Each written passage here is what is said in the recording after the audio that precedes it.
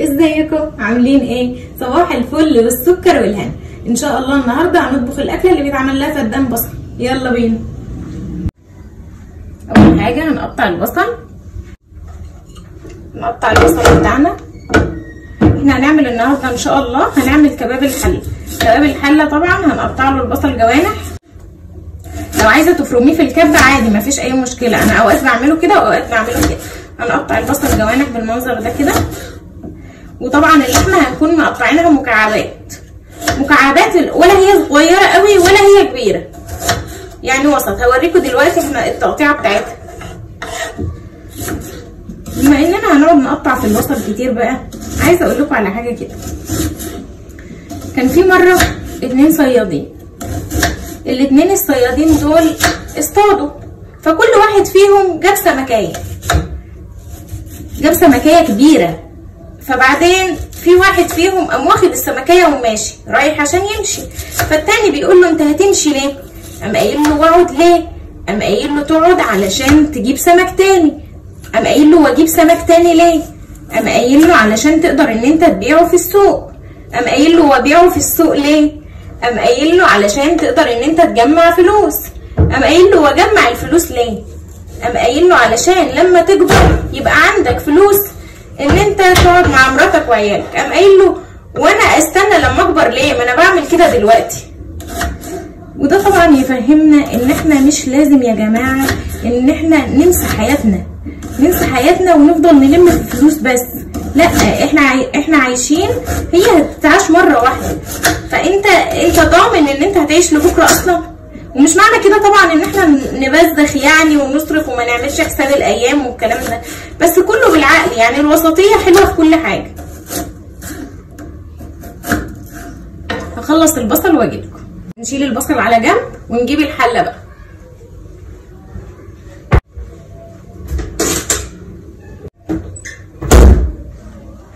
ادي الحله بتاعتنا.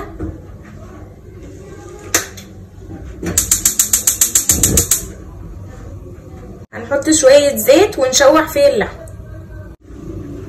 اهي اللحمه بتاعتي اهي يا جماعه، يعني بقطعها مكعبات بالمنظر ده كده، ولا هي صغيره ولا هي كبيره. اول لما الزيت يسخن هبدا ان انا انزل باللحمه. الزيت بتاعي سخن، هبدا بقى ان انا انزل باللحمه.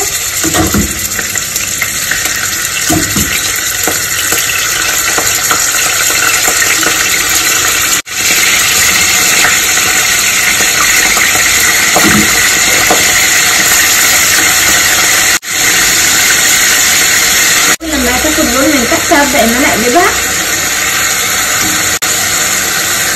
هتتشوح على الجنبين، وبعدين بعد ما تتشوح هنزل عليها بالبصل على طول. خلاص كده اللحمه بتاعتي اتحمرت بقت بالمنظر ده كده. هنزل بقى بالبصل. على فكره كميه اللحمه بتكون قد كميه البصل، يعني لو عامله نص كيلو لحمه بحط نص كيلو بصل، ولو عامله كيلو لحمه بحط كيلو بصل. هحط رشه جنزبيل، هحط فلفل اسود،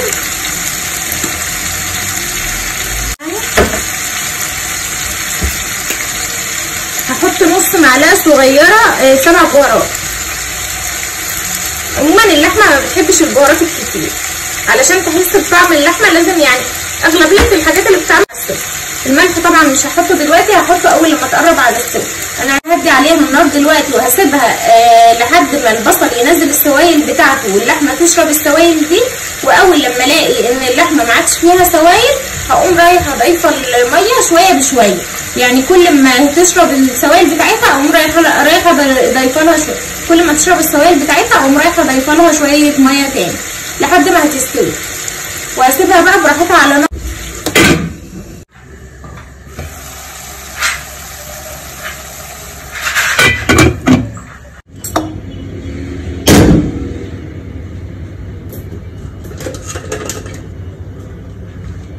بس خلاص كده استوى. هنغرف بقى.